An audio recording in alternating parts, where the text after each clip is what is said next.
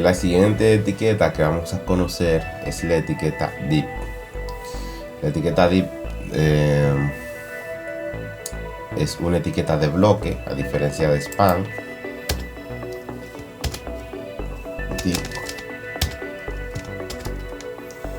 Y esta básicamente tiene una característica similar a span, y es que dentro de ella yo puedo colocar básicamente cualquier cosa. Es un contenedor de uso común, o sea, yo dentro de ella puedo colocar lo que sea.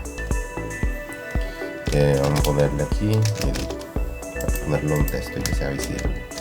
Si yo salgo y vengo aquí y actualizo, entonces veo que la palabra mi div, claro, se coloca debajo de los demás elementos, porque ella tiene un comportamiento en el navegador en modo bloque, a diferencia de span, la que en span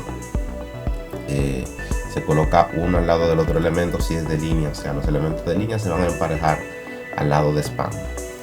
En cambio en div, como tiene un comportamiento de bloque, o sea, ya se extiende a todo el ancho del navegador y ocupa todo lo que pueda, no va a permitir que nada se coloque al lado de él. Por eso fíjense que div crea un salto de línea y se coloca debajo de los demás elementos, pero a su vez los elementos que siguen no dejan que se coloquen al lado de él, sino que los manda hacia la siguiente línea.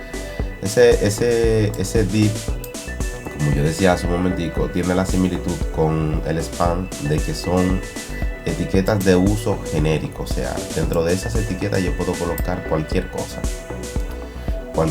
Lo único es que el span tiene un comportamiento de línea y div tiene un comportamiento en bloque. A tener eso en cuenta, que básicamente esa es la diferencia más grande que hay.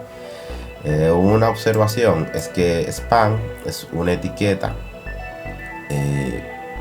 bastante vieja, ¿verdad? Se utiliza hace mucho tiempo, y div es un poco más reciente, o sea, nació un poco después y actualmente es mucho más utilizada por eso, pero si entendemos el funcionamiento entre una y otra, realmente le vamos a sacar más provecho.